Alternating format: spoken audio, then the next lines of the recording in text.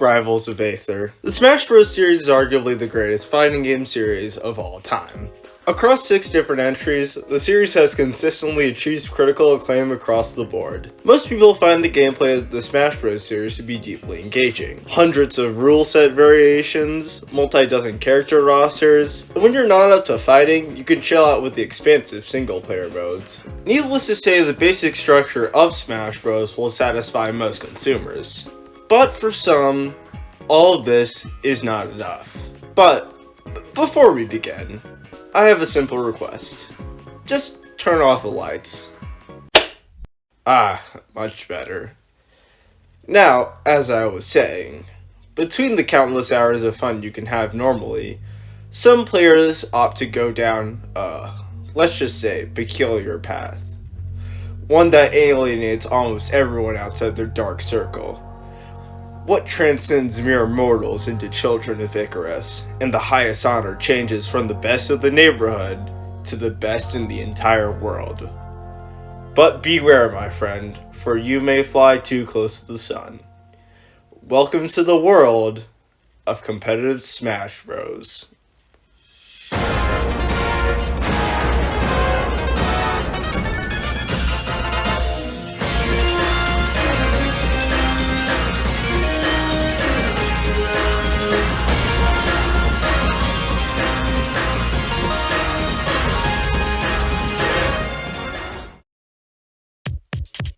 I've been an avid fan of Smash Bros. Since about 2016. I played the demo for Smash 3DS to hell and back that entire summer, and when I craved more, I finally got the game that would change my life, unbeknownst to the younger me. Today, I still have a lot of fondness for Smash 4 in spite of everyone else saying otherwise, but irregardless of your thoughts and opinions, Smash 4 was a great first impression for a younger me. When I wasn't playing a new game I always had Smash 4 popped in. There was just so much to see, lots of characters to play as, lots to complete, but most importantly, the game was just crazy fun. Being a dumb kid with nothing else but a 3DS and a tablet, I naturally took to the internet to relish in my enjoyment of this cool little game. And one day, that's when I found them.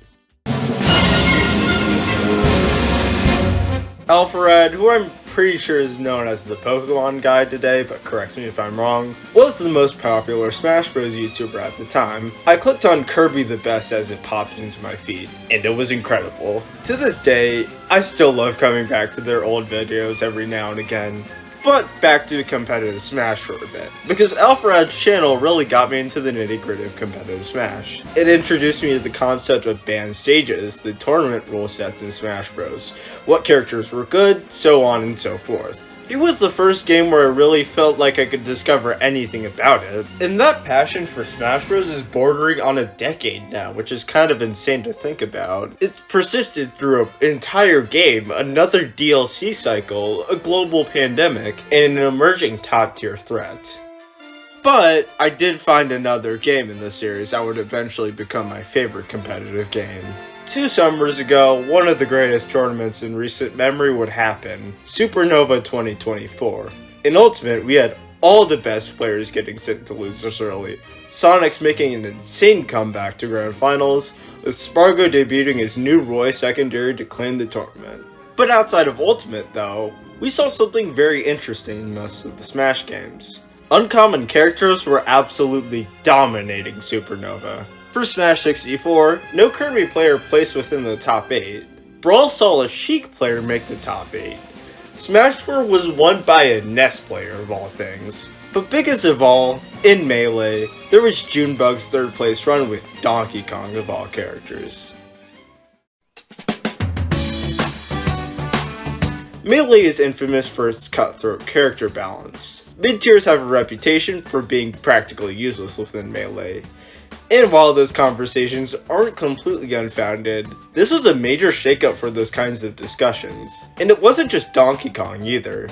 Toyota made it to 33rd with Mr. Game & Watch of all characters. Brett Monster made it to 25th with just Luigi prior to his explosion in results.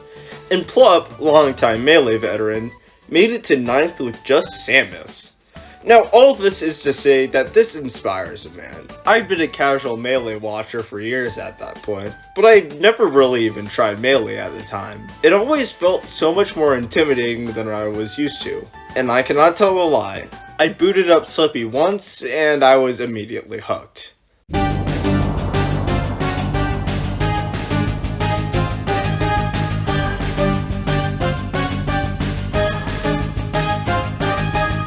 The game was snappy, dash dancing felt so clean, and so did wave dashing, and that's when I decided that I would finally get good at Melee.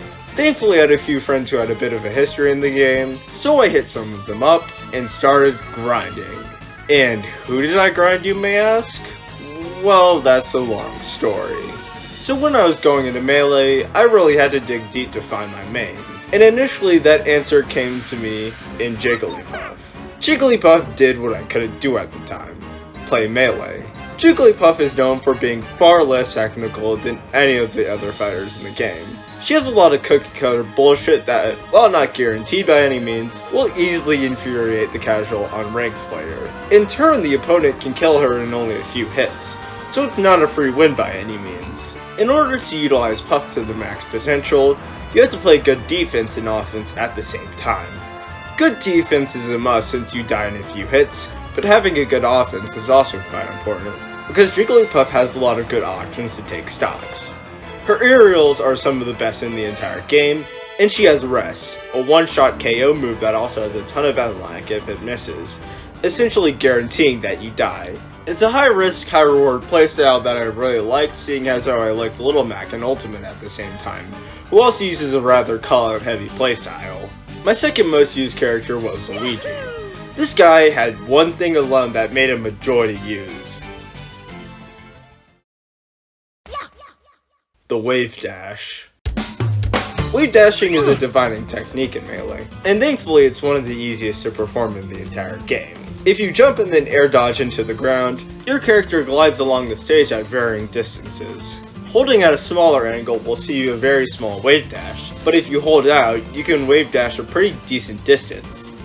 But wave dashing has one more important factor: traction. The lower the traction, the more you slide across the ground.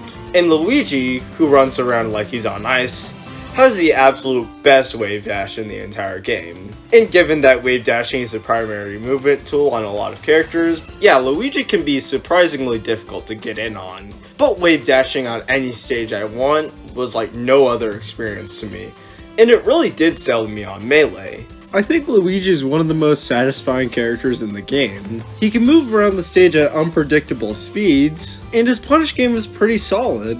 A lot of people will tell you someone like Jigglypuff or Sheik or Martha are one of the easiest characters in Melee, but honestly I don't see enough talk for Luigi. Not necessarily as a knock against the character or anyone who plays him, but he really serves as a great eye-opener for Melee's mechanics. He has a simple enough punish game to get you started, his aerials all auto-cancel in a short hop, he has great throw follow-ups which will help you understand the general flowchart and physics of Melee, and his movement potential is among the highest in the game. Luigi definitely isn't the best character in Melee, but you get what you put into him. Luigi being one of my first characters showed me the ropes of how to play Melee, and it was pretty euphoric. To put it simply, Melee is a fast-paced, demanding game that requires all of your attention in order to succeed. One misinput or mistake could very well mean life or death in Melee. Its high speed may be a turnoff to someone who can't keep up with the pace, but as someone who is formerly in this crowd, as I played I was able to adapt to the speed. Whenever I get into a match, you get into this zen-like state that very few things I know can replicate. Everything about Melee just feels immaculate, because almost every action you can take is not only a want, but a need. You want to have optimized movement simply because it's fun to move around fast. You want to have batshit insane combos because it's flashy. You want to hit those insane niche techniques just because it's cool. But these are also necessary to play the game to some extent. Movement is key in the neutral mix-up games. And for some characters like Luigi, movement is your lifeline against characters who can best most of your attacks in range and priority. Combos are the staple of any fighting game, and Melee is no different. Boost techniques are not only satisfying but critical, and all of these work in tandem to create a holy trinity. Combos can be extended with movement. Movement is bolstered with techniques, and techniques are often crucial in combos. And to bring it all back to character choice, Luigi is one of the defining examples of this trinity. His movement is satisfying, his combos have a deep skill ceiling, and he has techniques galore. By all means, I do think Luigi is the perfect character for beginners. But while I do enjoy Luigi and still do to this day, I also decided to branch out to the plumbers to see if I could find something to enjoy alongside Luigi. Out of curiosity, due to his slightly less prevalent representation, I decided to check out Mario first, and it was love at first sight.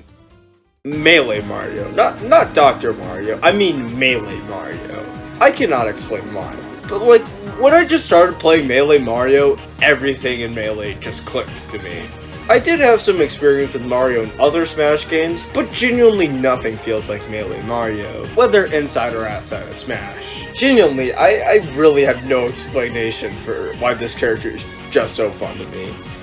But Mario just resonates with me heavily. Mario effectively replaced any other character I was playing with at the time.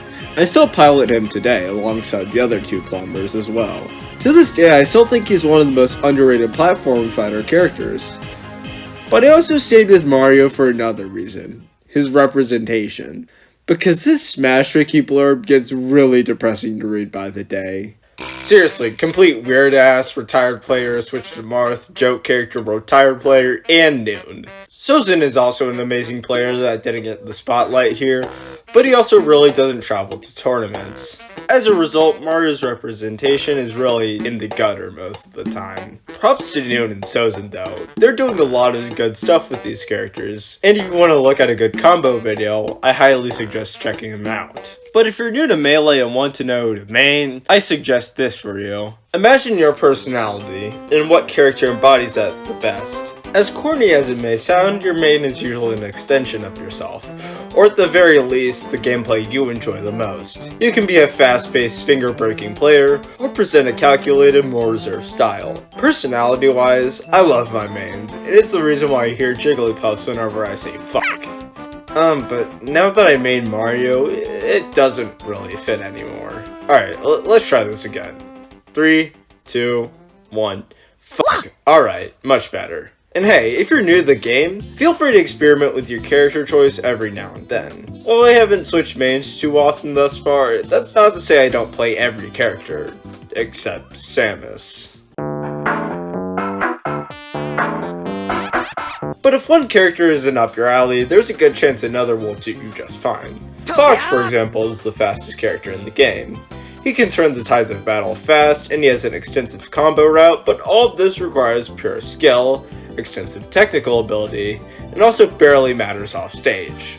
Additionally, his fast-falling nature makes him susceptible to combos and chain grabs. And as a result, Fox is a very difficult character to master, but is inarguably the best when he is played at the highest level. And there was actually a bit of a meme going on a while back that Fox would overtake Melee as a whole, and this actually had a bit of outside impact on the perception of Melee as a game. Time and time again, you'll still see people claim that Melee is only a little more than Fox, but that's not really true. He is the most popular character in the game, but there are also a few other characters who have put him in his place over the years, namely Marth. Contrasting Fox's rather short range perfectly, he has the largest attacks in the game, and is rewarded for keeping opponents at bay with his tipper mechanic. The concept is simple.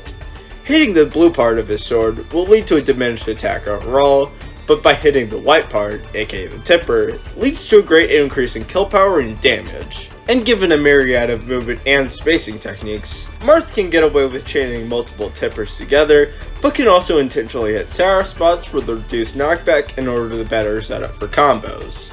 With such great range, this can make one ask, why isn't Marth the best character? Well, his recovery while traveling high can be kept quite easily, and is very predictable to boot. Additionally, while Marth's range is very huge, it isn't impossible to get in on. Moves like F Smash can be shielded and punished, and although the window is somewhat tight, it's very possible to abuse Marth's Zen lag in Melee. As such, Marth is not fundamentally perfect. No character is in Melee, but that's what makes it beautiful. Of the characters who are considered good and viable in Melee, all of them have ups and downs, but can win major tournaments in Melee. For the characters I have yet to mention, Falco has a strong offense but has similar issues to Fox and has worse matchups overall. Sheik has deceptively good range and exceptional combos, but has a short range recovery and is somewhat light. Captain Falcon can explode characters in a few hits, but has one of the absolute worst recoveries in the entire game. Peach dominates every character worse than her, but can struggle with characters ranked above her. The mid-tiers all suffer from varying issues, but are good enough to remain competitive, so on and so forth. And, in the public's eye at least, from people who have never even laid hands on a GameCube controller, they tend to claim that only 4-something characters are viable. Thus, that brings the question.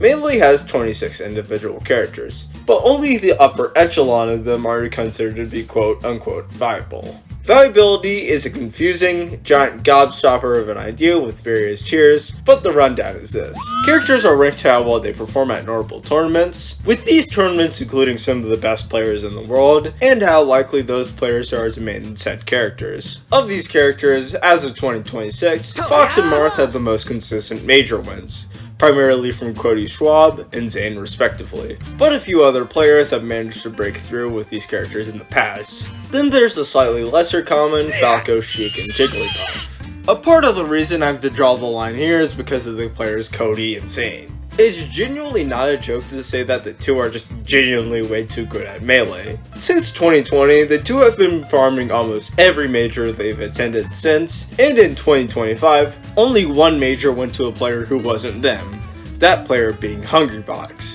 who made a historic run at Genesis X2, breaking a 2-year losing streak at that tournament, who also voted Cody Schwab, and Zane wasn't even at that tournament because he missed his flight. If either of these players actually squabbled Hungrybox, nobody knows if he could have won. Thankfully though, he did manage to beat Cody and Zane recently, so Jigglypuff still is definitely capable of winning majors, but it does have a limited top level presence, with it only being recently remedied in the rise of SDJ, the only other Puff player to reach the top 10. The other characters, Falco and Sheik, are perfectly viable as well, but they just aren't as seen as much as Fox and Marth. The characters have plenty of representation, don't get me wrong, but they just don't win as often. I can't really find out why, but it just doesn't happen as much. They tend to have worse matchups overall in comparison to the other three, but they aren't unwinnable by any means. Then there's the third tier of viability. Characters that are good enough to win majors, but usually don't. Here lies Yoshi, Falcon, Peach, and Pikachu. All of these characters have won majors recently, but only a few times. Of these, Yoshi has won the most recent major, scoring 3 wins under AMSA in 2022, Falcon scoring 2 wins from Wizzy at Maiden Stage and Smash and Splash, and Pikachu winning a major in Smash Summit under Axe. Its first and sole major win today. Now many of you may be asking, why is Peach here? Well, Peach had a good representation for a good while under Armada, who was able to win several majors with Peach, but he eventually retired after several years of competition, leaving a major hole in Peach's representation for a bit there. She's never been unpopular by any means, but she is a technical character who is ultimately disadvantaged against several other top tiers. But as of recent, we saw Triff, the current best Peach player in the world, make a huge run at Genesis X2, losing in pretty close grand finals for second place behind Hungrybox. So Peach definitely doesn't suck by any means, but we just haven't seen her claim the throne for a while. And finally, the other character who has won a major, the Ice Climbers, but they haven't done so in nearly 2 decades. Since then, they've come close to reclaiming their former glory, with the most recent examples being in Nouns Bowl 2025, where 2 other Ice Climbers players were in the top 4, Nikki and Moth respectively. But they have yet to win a major in the modern era. And note, I'm just saying, this is a character who can one-shot basically every character within one grab. Even with the technique banned, these monsters can still delete characters in a few interactions, though it does take a bit more effort. Still, Jesus fucking Christ. And now we have to talk about every other character who has not won a major. Though to your surprise, despite everything we have said about Melee's character balance, it's actually pretty helpful for a lot of these characters. From DK to Ganon, all of these characters have some sort of representation today, and have made a top 8 appearance within Melee's lifetime. Of these characters, DK and Luigi seem to be the most poised to win a major, and with enough time and effort, they definitely can and probably will at some point. The only real exception here is Ganondorf, who currently lacks a representative due to certain events. But regardless, he made a solid impression prior. I'd also like to note how we're nearly halfway through the cast, and we're only now just getting into the abysmally dogshit characters. For the record, this is definitely the most subjective of all the tiers. I mean, Backloggd beat Zane with Link, and Rocket was ranked within the top 50 with just a young Link, but nevertheless struggled to maintain constant representation. A lot of these characters have or have had good players, but several only use them as secondaries, or they had to stop playing for some reason. Of these characters, Mario has historically had the best results, with some pretty solid results in the 2000s and 2010s, but after the pandemic and the banning of a certain player, Mario's representation turned sporadic, and nobody's really matched that player's success since. He just needs a bit more labbing, but I think he's got a ton of potential. In fact, a lot of these characters share an overarching theme: potential. They might not be the best, but they at least have some stuff to keep them as a decent threat, and not learning well their matchups could very well be lights out in a tournament. I remember I was playing a guy in this bracket, and I handedly beat his Marth. But after that game, he switched to Game & Watch, and I just couldn't close out a game on him. I got close a few times, but he bested me to win 3-1. It was a very disheartening loss, even when I played Mario, but imagine what Zane felt like after he lost to Aklo. It never really feels good to lose to a low tier, no matter your character, but losing them just doesn't make us bad at the game. It shows us that we have a lot to learn before becoming the best. And even the best players get tripped up every now and then. And in a game where any character has the potential to become a top tier over time, who's to say these characters will even remain mediocre for the years to come? And even Melee's worst fighters have been going through a sort of mini renaissance of sorts. Which brings me to the lowest tier, characters who have a few results, but nothing major. All of these characters have defeated a top 100 player at some point, except for Pichu. But Pichu has a lot of similarities to Pikachu, so even while rarely used in practice, in theory he remains at least somewhat capable. The bigger issue with these characters is that they just really can't compete with the better characters. Hell, even the mid tiers can stop on them, depending on the matchup at least. As a result, these placements tend to be mostly historical, except for some of these characters. Let's start off with the absolute worst character in the game, Bowser. Now Bowser is very, very bad. He's a heavyweight with slow attacks and basically no range, and basically every character can bully Bowser to death. He loses to almost any projectile in the game, can't really approach opponents, and has a very limited combo game. Seems pretty bad, huh? Well, what if he beat a top 100 Fox player? Well, that's been done, but surely Zelda can't do that, right? J-Mook is an already established Sheik player, but he also made an incredible run with a horrible character. How much he's practiced, I have no idea, but Fight Pit 10 was no small tournament by any means, even though it's not exactly a major.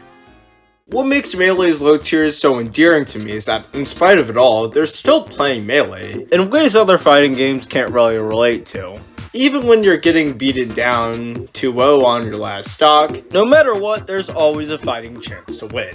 Melee is an electric-paced game where stocks can be taken on a whim, and this still applies to the low tiers. Even if they can be very bad, at the very least, the plethora of universal techniques allows them to stand a chance against even the best characters. With a primary win condition usually coming down to edge guarding rather than outright killing, every character can do this to some extent. Recoveries tend to be worse on average in Melee, and the characters with the best recoveries tend to sacrifice survivability for the recovery. All this leads to Melee being by far the fastest the Smash series has ever played. Melee's combos tend to be more demanding, with less hit lag on attacks, and a new technique in the form of directional influence, which lets you influence your knockback after a hit. This doesn't mean that combos don't exist, since most characters have a reasonable follow-up on differing DI, but these often require some sort of read. But in turn, you can mix up opponents expecting a specific attack, and in turn punish them with another move to continue the combo, or end it with a strong move. So, what happens when you get a player who attains near perfect control of their character, can read and mix up DI, and has task level precision?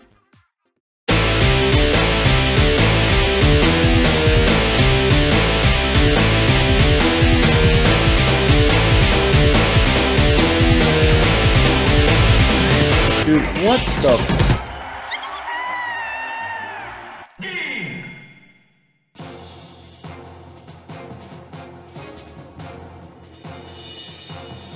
So yeah, newcomers will often fail to replicate such combos, but given a player who dedicates hundreds, if not thousands of hours to just melee, they can perform some pretty damn cool shit. Regardless of what character you play, everything surrounding you tends to stay the same. Every character has some sort of skill curve to be achieved, many of them tending to rank high, some on the lower end, and a few rank in the middle. But no matter what, defining a skill ceiling in Melee is quite difficult. Most people would say Melee is the hardest game in the Smash series, pushing beyond what's humanly possible. It is a myriad of techniques ranging from absolutely crucial to fine-tuning an existing player.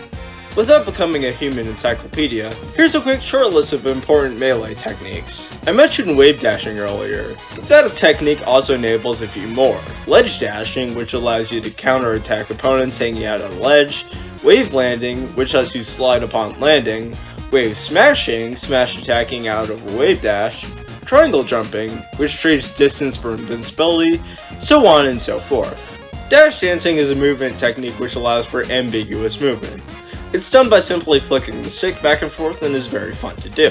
L cancelling, which I had also mentioned prior, reduces landing lag by half, enabling various combo extensions, as well as allowing you to not be punished for certain laggy aerials. And lastly for now, crouch cancelling is an alternative to the shield, which takes some damage in exchange for making you actionable upon hit, up to a certain point at least. And some moves can't be crouch cancelled no matter what.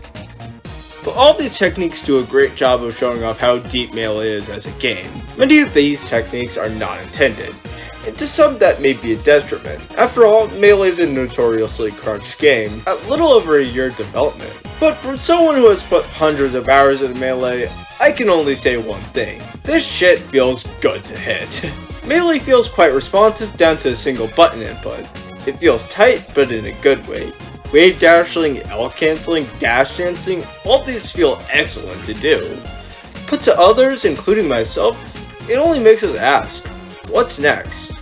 What new technique will completely shift the metagame? How can I improve as a player? If not a technique, what tools do we have to counteract our most problematic matchups? Those questions come with the added benefit of creating a nearly endlessly replayable game that few, if any, fighting games can replicate. And hell, it even struggles to be replicated by other Smash games. Brawl and Smash 4 were both outlived by Melee, and who's to say Ultimate won't suffer the same fate when Smash 6 eventually comes out? Who knows how much energy the community has to keep playing the same game? Well, there's one simple explanation. Melee has a bit of a cycle. Over the past few years of Melee, there's been something I'll call the kid phenomenon. And it goes something like this.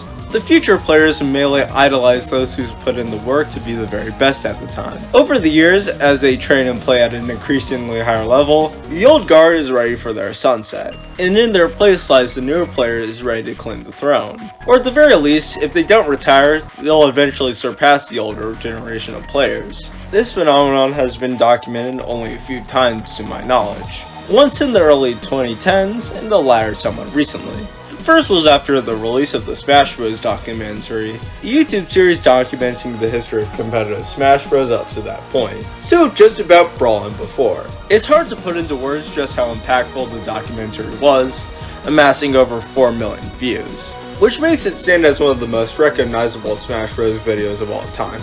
But more importantly, during the great breakthrough of Melee's popularity as a competitive game, this documentary revitalized Melee's player base. Of these new players, dubbed the Doc Kids, several have broken through into the main stage, becoming some of the best players in the world. But in the post-COVID era, there exists a new generation of players looking to seek the throne. And it's all thanks to a little program called Slippy. Now Slippy is a whole bunch of things. A pack of quality of life mods for Melee, a replay system, a streaming system, but most importantly, a worldwide matching system with rollback netcode, an unseen feature in any Smash title, even Ultimate. And this came just at the right time for Melee, back when COVID had effectively ended any in-person tournaments.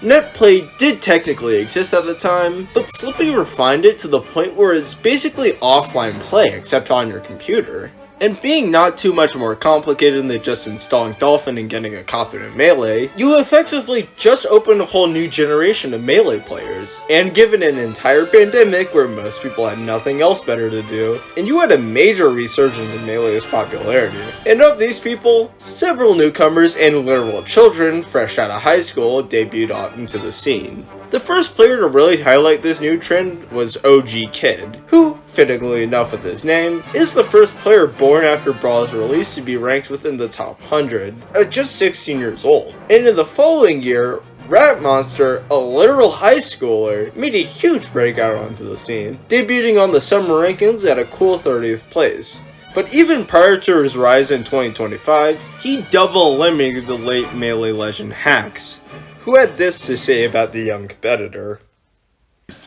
Dude, that kid is a beast. He's beaten a lot of killers on Slippy. He's beaten like Moki and Cody. I think he had a last stock set against Axe. That's what I heard. and how long has he been playing? I don't know, but he catches people off guard, man. Like he's probably the best Luigi today. Super secretly, he's probably the best Luigi. I know. I was like watching, and I was like, I was just seeing like, and it was just also how comfortable he was while playing. You know what I mean? Oh yeah, he's got a very like calm demeanor. I don't think he gets nervous. But I knew he had a chance to beat me because he's one of the only people that beats me on Slippy. On Slippy, I have really good ELO, but I think I'm down against him like by a couple sets. That guy's really good. I'm just he's so fast. Like I can't think of any Luigi that's playing at that level. I mean, he's taken sets off of multiple top 20 players like me, Moki, and Cody. So I mean, props to him, man. It just goes to show like how good these Slippy kids are getting. Yeah. So, given the recency of Slippy, is it early to declare a new age of Melee players? Maybe. But given the rollback update being nearly 6 years old at this point, and Melee pushing on past the pandemic, maybe it is time to define a new area of Slippy kids. All of this goes to show how Melee, in spite of cease and desist, dying and disappearing hardware, and an ever-going age, lives on nearly a quarter of a century down the line. And while it's fallen off as the most popular Smash game in the series, it still lives on as one of the most long-lasting games in the series. And you know what? I couldn't be happier. I love Melee. It is one of the best fighting games I've ever played. Everything about Melee is just sick. I love the movement, I love the combos, I love just hitting people in the game. It's just amazing. I don't know how to better describe it. It's euphoric to just hit that game-ending F-smash. Nailing that perfect combo that you've been labbing out for weeks. Or just hitting something you never knew you could hit, and you just... Dude, just play this game, man. Get a controller, install Slippy, head to tournaments, or hey, if you are a competitive person, this game isn't too shabby casually. There's so much to talk about Melee. But despite the length of this video, it's not a review of Melee as a game. Melee is perhaps the best Smash game in the entire series. It completely redefined what Smash Bros. Was, from a simple one-off party game to an event. Even without the competitive scene, so many people just have so much fond memories with Melee. Even for its age, it's a game that still feels truly endless. We're still finding new glitches, new exploits, new techniques all these years later. And like I said, this is a game that was developed in 13 months. But to cap off this rather long video, I'll just say the Melee review as a whole is a story for another time. But that leaves a question for some of you newcomers who may be asking. If Melee is decades old and there are new Smash games to be played, explored, and enjoyed, why don't Melee players simply switch over to those new games? Brawl, Smash 4, and Ultimate aren't bad games by any means. In fact, they did achieve critical acclaim across the board. And while I enjoy them by a large margin, there's just one tiny issue. They aren't the same.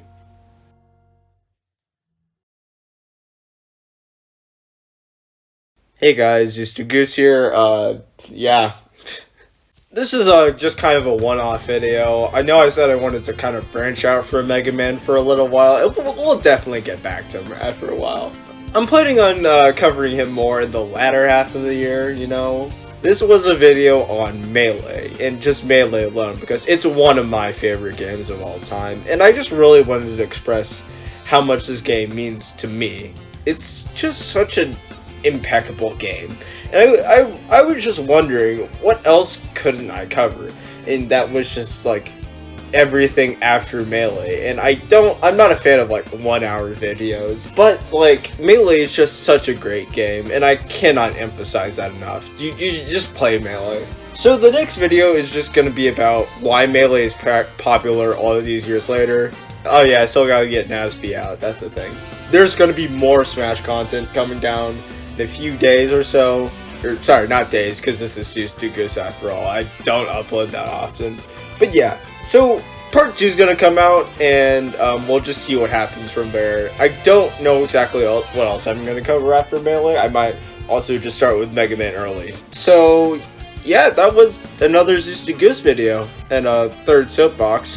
These usually do a bit better, but yeah.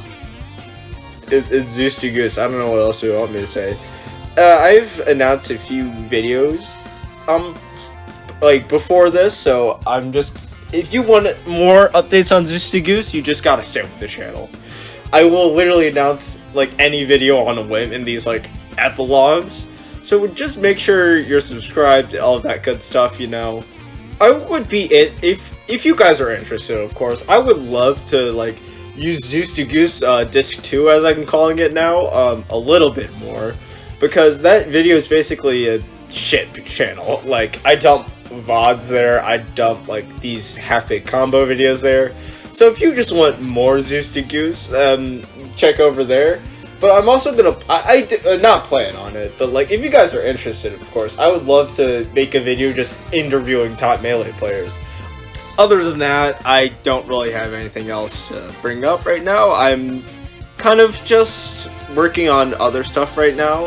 I think I might go back into fighting games a little more, and I want to do more one-off videos, just to, you know, patch up some longer videos, like the Mega Man review. So, yeah, that's kind of all I have to say. I do also have some interest in covering some stuff other than video games, like I might do music, some TV shows, but if you are interested in any of that, just hit the subscribe button like I said, and yeah, I also don't have much else to say, so next time, tune in for more Goose.